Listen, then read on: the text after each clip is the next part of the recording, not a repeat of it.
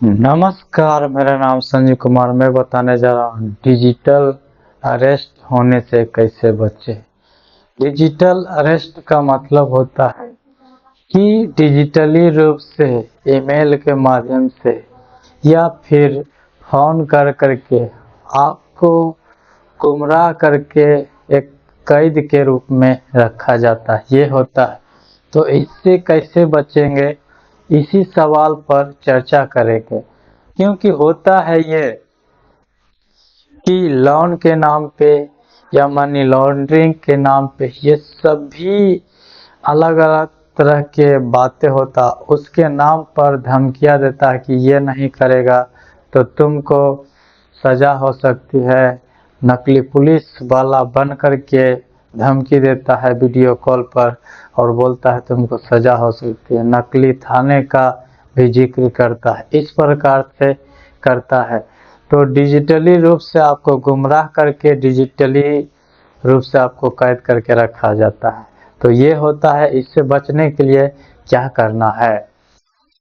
Digitally arrest क्या है? Digitally arrest के मामले में लोगों को कैसे फंसाया जाता है, डिजिटली अरेस्ट के मामले से कैसे बचा जा सकता है, क्या डिजिटली अरेस्ट में सजा का प्रावधान है, इन्हीं सब सवालों को जानेंगे।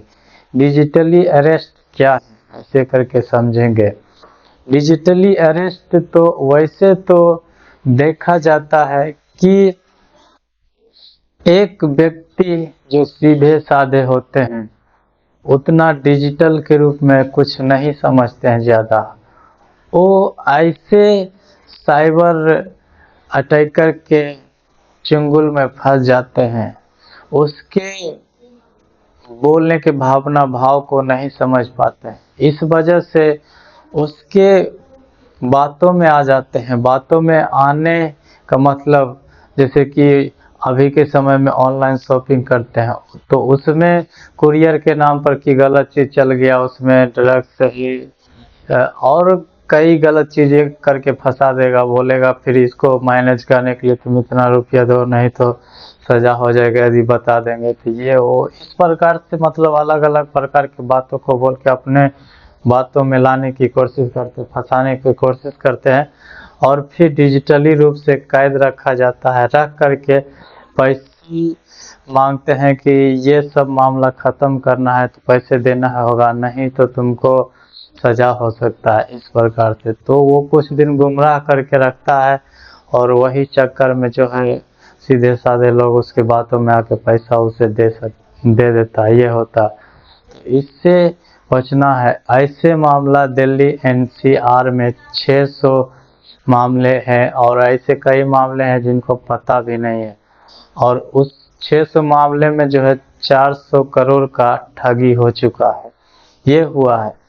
तो इससे बचने के लिए आपको कोई भी इस प्रकार का धमकी आता है या गलती से उसके बातों में आकर के फिरौती के लिए या अपने आप को बचाव के लिए क्या करते, पैसे भी दे देते हैं। तो सबसे पहले क्या करना, कुछ भी समझ में नहीं आता है तो पुलिस को रिपोर्ट कर देना।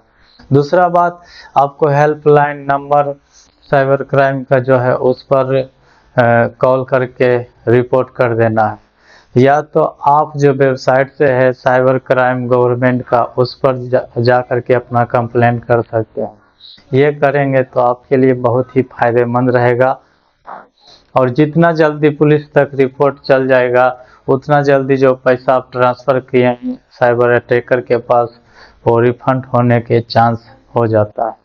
इसलिए आपको ये सब डिजिटली रूप से लगता है कि मुझे गुमराह करके रखा जा रहा है, कैद करके रखा जा रहा है, तो तुरंत आप सबसे पहले पुलिस को रिपोर्ट करना होगा, तब आप बच सकते हैं। और आपका जो पैसा गलती से ट्रांसफ़र हो गया डर के भय के वजह से वो पैसा वापस भी आ जाएगा।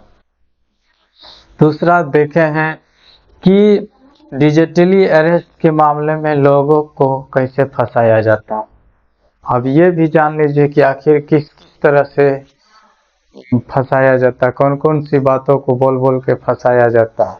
जैसा कि कुछ बातों को सुने, मनी लॉन्ड्रिंग हो गया, कुरियर के नाम पे हो गया, या फिर आपके बैंक अकाउंट में पैन कार्ड नहीं जुड़ा हुआ और ऐसे कुछ आधार कार्ड नहीं अपडेट, इस प्रकार से कई रिलेटेड इशू आता है और उस वजह से क्या होता है, डिजिटली रूप से गुमराह करके रखा जाता है कि आपके बैंक अकाउंट में पैन कार्ड आधार कार्ड लिंक नहीं है।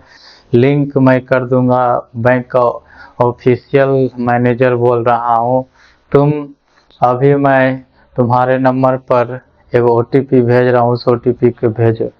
इस प्रकार से करते हैं तो आपके बैंक अकाउंट को ही खाली कर देते हैं, यानी बात करते करते ज़्यादा कुछ इधर उधर नहीं, आपको गुमराह करके रखते हैं। आप भी मान जाते हो कि हाँ बैंक का मैनेजर है, मेरा पैन कार्ड आधार कार्ड अपडेट कर दिया जाएगा, इस प्रकार से। तो RBI या हमारे बैंक के तरफ से भी मैसेज आता रहता है कि OTP शेयर नहीं करना है, ना ही हम गलत लिंक पर क्लिक करना है। ये सब जो है ईमेल के माध्यम से कर सकता है, मैसेज के माध्यम से कर सकता है, फ़ोन करके कर सकता है या कोई वेबसाइट के थ्रू भी कर सकता है। ये सब मामला है और मेन मकसद है कि जनता का दिमाग को डाइवर्ट कर देना है और वो अपने बातों में लेने की कोशिश करते हैं, तभी जो है फंस पाते हैं। ये सब होता है तो इससे बचने की कोशिश करना चाहिए। डिजिटली अरेस्ट के मामले से कैसे बचा जा सकता है? डिजिटली अरेस्ट के मामलों से कैसे बचा जा सकता है, इससे बचने के लिए भी तो कोशिश करनी चाहिए। बचने के लिए आपको ध्यान देना है कि जितना जल्दी है पुलिस को रिपोर्ट करना है और उसके बाद फिर जो हेल्पलाइन है उसे संपर्क करना है या साइबर क्राइम गवर्नमेंट का जो वेबसाइट है उस पर कंप्लेन कर देना है बचने के लिए। और फिर आपको ये सब से सतर्क रहना है, सावधान रहना है, अनजान लिंक पर क्लिक करना नहीं है और अननोन वेबसाइट पर या ऐप्स पर क्लिक नहीं करना है, क्योंकि ये सब अननोन वेबसाइट जो है ये कैसे फंसाता है, रुपयों को लालच दे करके, कमाई करने के लालच को दे करके, आसान रास्ता चुनने के लिए मजबूर कर करके ये सब करता है और आप भी मेहनत करने के बजाय आसान रास्ता चुनते हैं।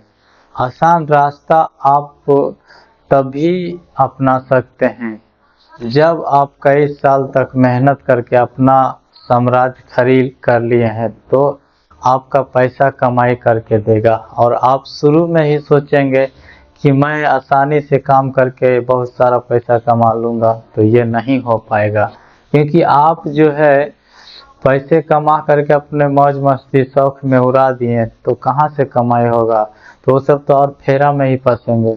यदि कुछ कमाई भी हो जाता तो कोई खास नहीं होता, क्योंकि मैंने भी कई ऐप्स या वेबसाइट का रिव्यू किया है, कोई में 100 रुपया 200 500 ये सब कमाई कितना दिन में होता पता है, महीनों दिन जा कर के उसका सर्वे भरते हैं, कोई ऐप्स डाउनलोड करते हैं, उसमें कुछ रिव्यू करते हैं, तब जा कर के होता है, ना कि उसमें सच में जो डेली का हिसाब से 200 रुपया भी नहीं हो पाता है।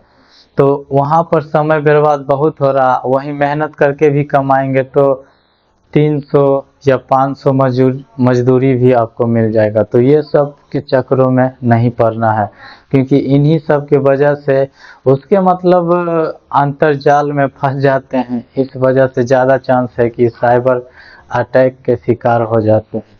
तो इससे बचने के लिए यही करना होगा। चौथा, क्या डिजिटली अरेस्ट में कोई सज़ा का प्रावधान है? तो डिजिटली अरेस्ट के लिए सज़ा का प्रावधान है, सज़ा हो सकता है, लेकिन अक्सर होता है ये कि सज़ा पाने वाले कोई सिंपल साधारण होते हैं, यानी कहें जो मुखिया होता है, जो मेन मालिक होता है साइबर अटैकर, वो नहीं पकड़ा पाते हैं और उस तक पहुंच पाना नामुमकिन है गवर्नमेंट को भी, और जो पकड़ते हैं उस पर करके केवल छोटे मोटे पकड़ाते हैं, जो मतलब क्या कर सकते हैं, फील्ड में काम करते हैं, लोगों को गुमराह करके डिजिटली रूप से अरेस्ट करते हैं, वैसे लोग को, तो वैसे लोग पकड़ाते हैं। सज़ा का प्रावधान है कि ये सब जो है सरकारी एजेंसी को गुमराह करके रखता है, सरकारी दफ्तर वालों को गुमराह करके रखता है, इधर उधर डाइवर्ट करने की कोशिश करता है। ये सब के वजह से इसका है कि सज़ा हो सकता है, होता भी है। तो ये थी 4 ऐसे महत्वपूर्ण बातें जिससे समझ पाए हैं कि डिजिटली रूप से अरेस्ट होने से कैसे बच सकते हैं। और इसमें फिर देखे हैं कैसे फंसाया जाता है, डिजिटली अरेस्ट क्या है, डिजिटली अरेस्ट में कैसे फंसाया जाता है, कैसे बच सकते हैं। डिजिटली रूप से जो सज़ा की प्रावधान है, जो डिजिटली रूप से गुमराह करता है, अरेस्ट करके कैद करके रखता है, वो सब पर सज़ा की प्रावधान है। लेकिन इसमें छोटे लोग पकड़ाते हैं और सज़ा भुगतते हैं, लेकिन बड़े लोग पकड़ाते नहीं। जो मेन हेड मालिक जो है, ये सब कहीं मुखिया नहीं पकड़ा पाते हैं। तो आपको इन सब से सतर्क सावधान रहना है कि आप फील्ड जो साइबर अटैकर होता है, फील्ड में काम करते, फील्ड वर्कर है, वही सबसे फंसते हैं। साधारण लोगों से फंस जाते हैं। वो सब तो मेन लोग बैठे रहते हैं, आराम से अपना एक जगह से ऑपरेट करते हैं और उस प्रकार से फेरा में फंस जाते हैं। तो कई रुपयों का नुकसान हो जाता है और मानसिक शारीरिक रूप से बहुत आप खराब हो जाते हैं। ये सब होता है। तो इन सब से बचना है, सतर्क रहना, सावधान रहना है। और आप ये वीडियो देख लिए हैं तो और दूसरों लोग को शेयर कीजिए ताकि वो सब भी इस मामले से सतर्क हो जाए, सावधान हो जाए और सावधानी बरत करके अपने आप को बचाए रखे, समाज को बचाए रखे।